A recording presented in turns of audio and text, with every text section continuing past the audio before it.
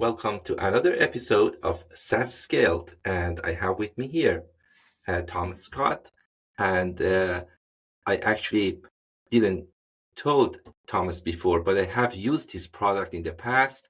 In my previous company, we used it and we liked it very much. So I'm so pleased to, have Thomas with us. And please, if you could, tell us a little bit about yourself and about the company.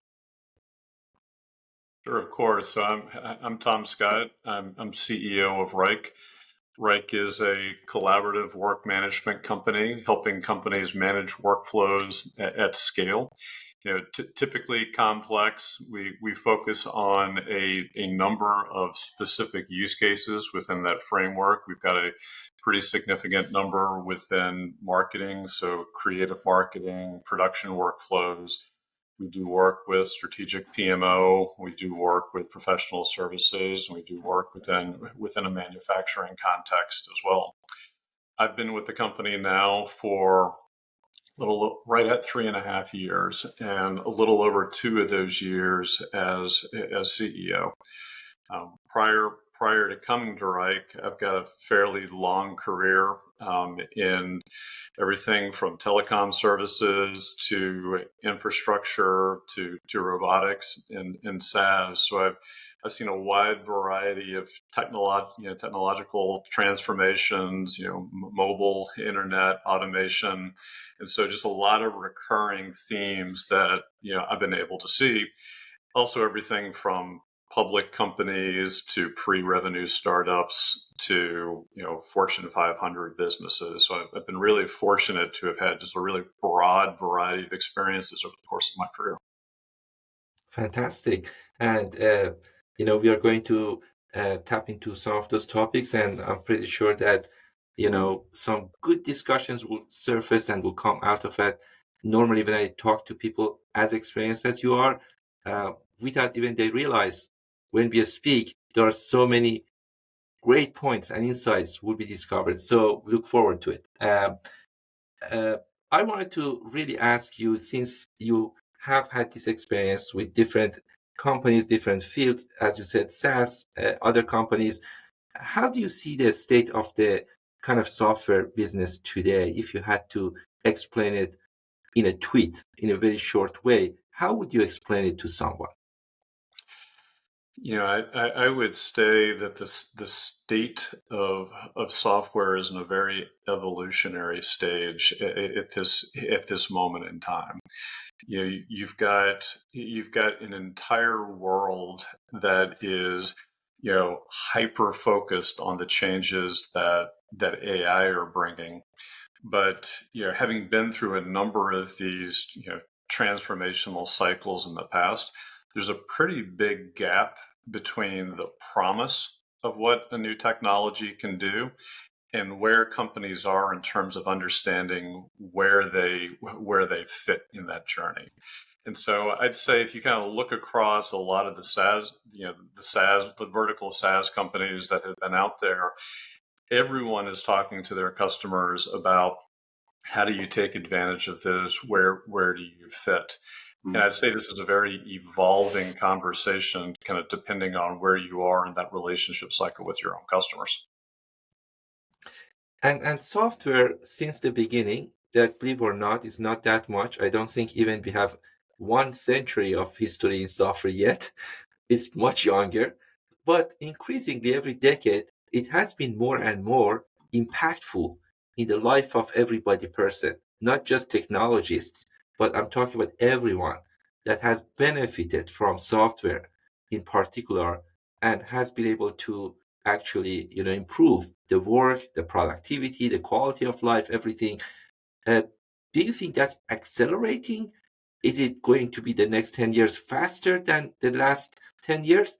Is it going to be the same and continue that trend? Do you think that has stopped? I think you're going to continue to see an acceleration. Even if you just take the 20 plus year arc of my own career in technology, you have seen like each year you've got an accelerating pace that we're dealing with, and accelerating pace meaning just the rate of change that is occurring. I mean, just think about the how quickly the adoption of Google as a search tool happened in the early, late 90s, early 2000s, and compare that to how quickly you had widespread adoption of consumers using, LLMs like ChatGPT or Claude. I mean, the curve is much, much steeper. Now, the adoption rate inside companies is obviously less because it gets more complex, but you can see that the appetite to be able to consume these tools quickly is continuing to accelerate. I think the other thing that really drives that pace of acceleration is software touched everyone's lives, but you were always somewhat limited by just how much you could personalize it in terms of like you personally being able to work in an environment that, met your specific style. And in this era that we're going into right now, the ability to personalize at scale is now like at our fingertips. And so some of those friction points that existed before in terms of adoption, I think are going to drop down much more quickly because it used to take time to configure or customize your workspace. And that can happen at a much greater, pace at this point. And so I think that's just going to continue to drive the kind of acceleration that we had seen in the past. That's a great point. I do remember at a time, maybe, I don't know, 30 years ago, 25 years ago, self-service was the thing that you could see everywhere. From banking, 30 years ago, you were going to bank for most of the work you had. 20 years ago, less, 10 years ago, less. Now you don't go to any branch. You can do everything on your mobile phone, ATM, whatever. And all of those are self-service. So you do it and you are happier as a consumer, as a user, because you can do it anytime you want from anywhere. And bank is happier because they don't need to really go and rent these big branches and they're downsizing all of the branches and they don't need it anymore. So on both sides, actually, now you brought up a good point that and the same thing on the software, by the way. So self-service, I used banking as an example, but everywhere you could see self-service is just everywhere now. And every single industry is now trying to become more self-service, even software applications trying to become more self-service. And now you brought up a good point that personalization is that movement that you see now, and you will see even more of it powered by AI, that people have now more abilities than ever, and companies and software applications to actually do the personalization so every person can really optimize the experience for his or her own. And that can have a positive impact. Absolutely. And I'll give you two examples. One inside Wrike, and then one sort of personal to me is like a before and after. So inside Wrike, people have always used Wrike for knowledge management, and so Mhm. we're organized in sort of tasks, projects, folders, spaces, workflows. And companies have historically organized it in such a way that they were able to put, knowledge in there at the task level and be able to search on that. With one of the offerings that we put into the market, a Copilot, you can use that to really quickly surface insights and personalize that directly to your question in a way that is much more specific than what traditional search would have brought for you. So that's one example on the right side. On the sort of personal side, and I think about how I do things. I'm not an engineer by training, but I've done limited coding, and I still sort of work around like the home electronics, homeland, things of that nature. And if you ever had to troubleshoot something inside the house, you would find yourself burning just hours going through online chats to figure out, all right, how do I troubleshoot this particular issue? How do I find this IP address, get it mapped? And for someone like me who would do this twice a year, that was a 6-hour endeavor to go dig through that and figure it out.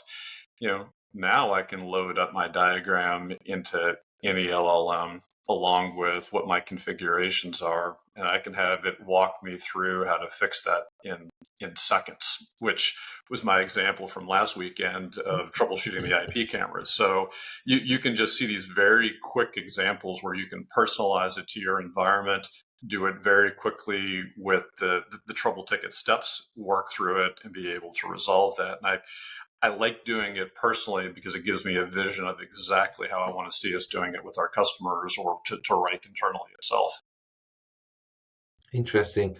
As somebody that I definitely respected all the time as a business kind of experienced business leader told me once 20 something years ago that three things matter most. One is your expertise, your experience, and then credibility. And if you can really build up on these three every day and improve it, then you're going to be, successful, very successful.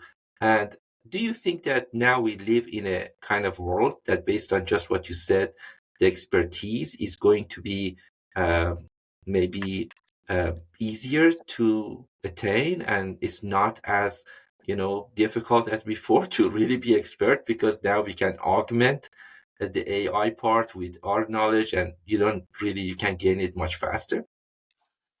Answer that. It's a complicated answer, I believe, because you have to step back and first say what is happening with publicly available information. And if you really just kind of to use your initial example, if you put the tweet out of what is happening to public data in an LLM world, it's being rapidly commoditized. And so for you and I as consumers of public information, that's great. It puts it right at our fingertips, but it puts it at everyone else's fingertips also. And so the ability to essentially carve out differentiation on anything that is publicly available is in the process of going to zero. So for me as a consumer, I I love that because I can get my hands on it really quickly, efficiently. I can do things that would have taken me 6 hours in my example, and I can now do it in 6 minutes. As the CEO of a business that innovates and provides solutions to customers, I think it means that you have to really closely examine the flip side of that equation. And that means understanding where where are the information gaps to actually be able to deliver value to customers, because it's not in the public realm. It's in actually understanding how do people work and where is that private data that is not accessible in the public realm. And one of the ways that we position Reich is we see it as a system of record for work. And a system of record for work is really just another way of saying it's private data and it's context that exists within that particular situation. And we try and enrich that by going even deeper into solutions such as marketing and client service delivery, those other examples that I gave you, because the closer you get to being fluent in a particular domain, again, the better context that you get from that enabling. And so I don't think that the formula that you were talking about of like expertise, experience, and credibility goes away. I think it certainly changes because you can't rely on the fact that there's an arbitrage on public data. And one of the ways that I really try and model that internally is I'm an enormous believer in dog fooding, meaning we use our own product.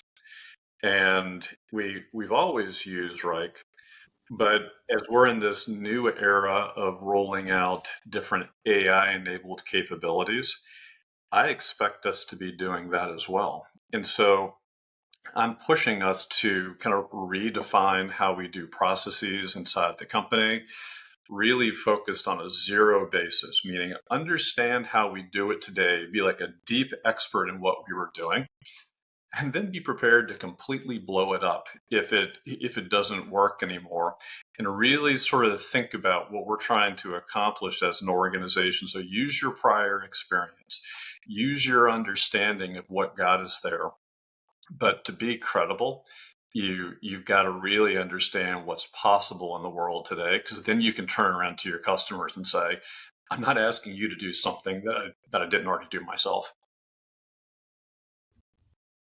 Interesting.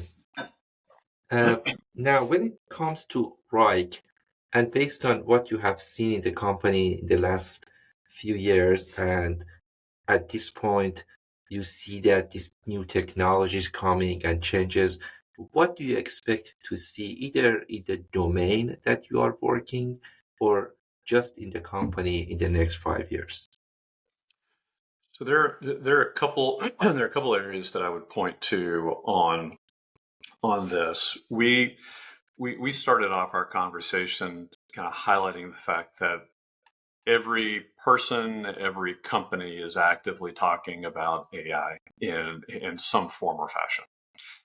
When you get beneath the surface on that a little bit, though, you see that companies are adopting at very different paces. You've got those that are exploring. You've got those that are doing pilots today. You've got a small number that are advancing at more of a production pace to be able to get there. And where I've really tried to guide Reich is to this idea that we have to be willing to meet customers where they are today, because you can get very caught up in exactly what's being talked about on LinkedIn and in Silicon Valley. But you also have to recognize that not every company is part of that same ecosystem, that they're interested at the same level, but they may not be adopting at that same pace. To is recognition for that, we've built out a couple of frameworks that we work with on our customers. So earlier this year, we we put out the ability for us to work with an MCP server, and that was a recognition that not all customers are going to want to access in application AI insights. That they're going to want to be able to control the insights on their own, where Wrike has got that system of record for their work, and they're going to pair that together with data in other sources and sort of bring your own LLM approach. And so that was something we brought out into the market in Q2. We have a Copilot infrastructure, and within that Copilot infrastructure, you're able to use it as a knowledge management tool. You're able to use it to surface insights on your workflows, pattern recognition, challenges that you've got. It's very accessible for local insights within the tool. And then as part of our user conference coming up, we'll be talking about the launch of agents. And for me, the agents are a way to continue to automate and unlock a lot of the ROI that is really inherent there. And that really sits within three basic areas for us. It's intelligent data intake and assignment, so you're able to automate that process. It's about automated reporting, where you've got triggers to be able to launch that. And then it's about content generation. So that's the kind of the first step. And I envision us continuing to do more of that and pairing it with those solution verticals that we were talking about as well. So you continue to drive that level of specificity with how we're operating with our customers today. Yeah, you mentioned a number of things, including, the agentic AI, including MCP, that is, going to be a very useful protocol to help AI agents, get access to different applications and different source of information. And, developing any of these will take a lot of time and resources. And you can think of probably many, many different use cases that how you can implement MCP and how to utilize it within your product and how to really leverage that technology. And each of those use cases may take 1 or 2 quarters on the product roadmap, resources be there. Now, the question is that if I use the example and metaphor of using and comparing this with mobile.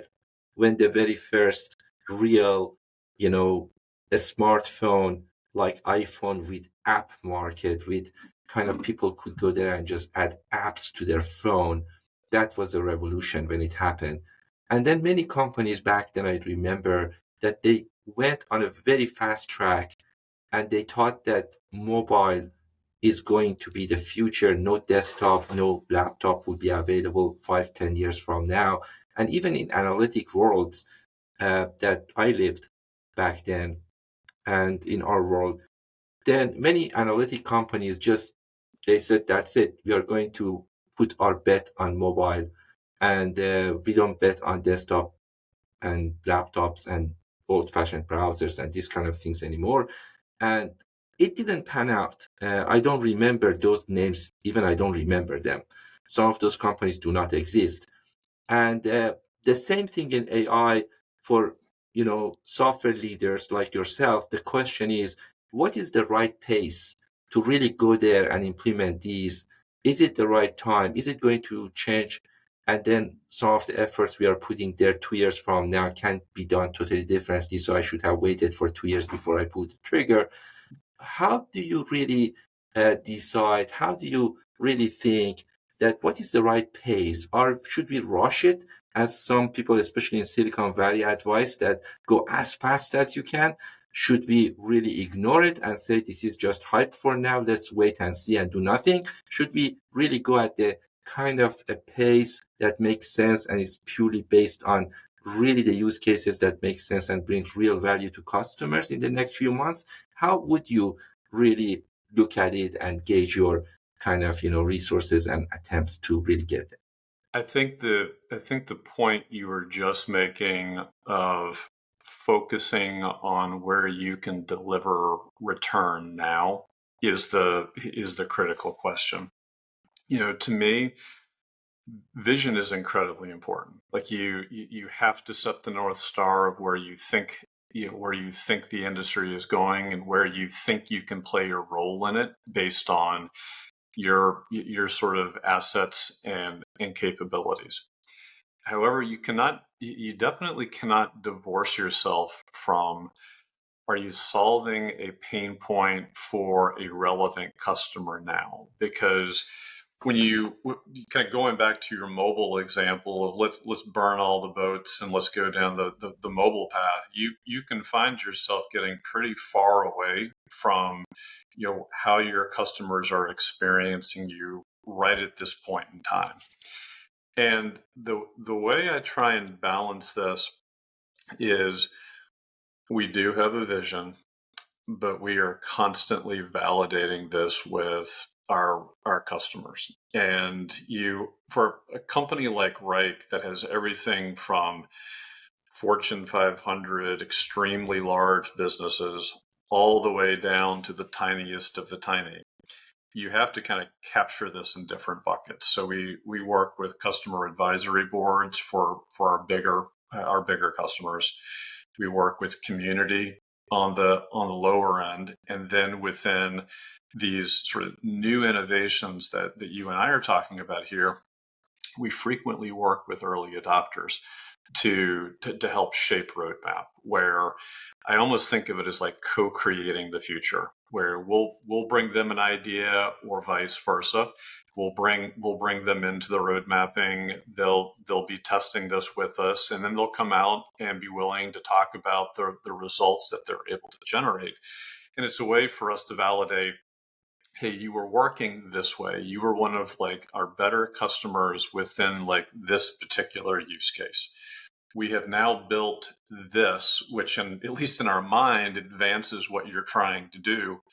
Does it? And does it legitimately make, this workflow better for you? Now, going into the question of how much do you actually invest, I also try and think about this as, we should not have a standalone AI bet as an organization. We are a work management company that has, evolved over the last 20 years. So if you go back to the very beginning, We started out as like task and project management. And over this time period, we've become increasingly more complex with resource management, workflows at scale, the specific solution verticals I was talking about. That I view this as another evolution as opposed to a side bet. And we invested in this to advance where we needed to be, but I view this as merging into the other aspects of how the business works. And that's why I was pointing out we have to meet customers where they are and how they're willing to work with us on this technology, because you know, everyone says AI, but AI is not monolithic. The way it actually gets applied is extremely differentiated, and some use cases are better than others, which is the approach that I'm trying to take to get the right balance. Yeah, absolutely true. Um, I'm going to change gears and ask you a question not very relevant to what we have discussed so far. I wanted to know if you wanted to add to recommend me a city that I should really go and just visit, and I can pick any time I want, and you can recommend, hey, go there at this particular month or this time. What would be that city that you say, Armand, go and just see this city. I like it very much. You would like it too, and go Oh, by the way during summertime or wintertime or something like you'll catch me a little bit on recency bias. So I have had the good fortune to have traveled all over the world my entire life.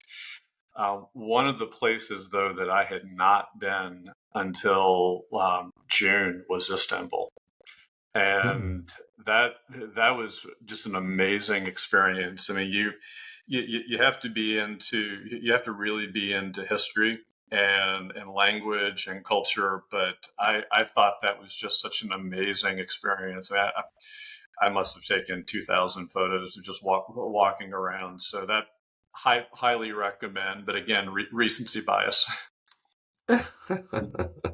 No, great recommendation. I have nice memories. I have been there once, and it was 98, and I really liked it. It was hot. And yeah, and then so definitely, no, I can understand. I mean, there's some great. It's a great city, definitely a great city. Um, and my last question is about really a book that, or if you want more than a book, but at least a book that you can recommend, either personally you liked it or professionally you thought it's very impactful in what you do. So you and I were talking earlier in our conversation that I followed the founder here, and that that was a little bit of an intimidating follow, because I have a great deal of respect for the founder, or really any founder.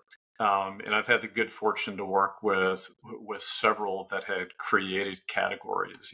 Andrew created this category. The founder I worked with before helped create a category within robotics. But the one thing you always know is in founder-led businesses, almost all roads lead to the founder. And when you are following in a situation like that, you have to be really cognizant of what you are and what you are not. And I was not going to try to be the second coming of a founder. It would not have been authentic. And what I have tried to style myself on is building a company that continues to highly value innovation, but also looks to rebuild decision-making processes so it is scalable. And we're building up like multiple levels to be able to continue growing this business over time. And what you find when you go through this is when you're going through this redesign exercise or the system thinking exercise, in some cases you add friction, and in other cases, you end up removing friction that you wish you had not. And so, one of the books that really resonated with me was Friction by Robert Hutton. And I came across it, I don't know, 9 months into doing this job, and I read it on a flight to India. And so much of what was in there just like deeply resonated with what we were going through at the time. And I've used that kind of sporadically with the executive team here to make points on our job is to balance friction across this organization. If it's something getting in the way of growth, innovation, decision making, we need to make it go away. If it is something that we're putting in place to make sure that we don't go through the wrong door, let's make sure there's a tinge of friction there. But I highly recommend that book if you've not read it. Fantastic. Appreciate it. Thank you for sharing. And again, it was great having you. And thank you for joining us on SaaS Scale. Armand, thank you so much. Really appreciate the conversation.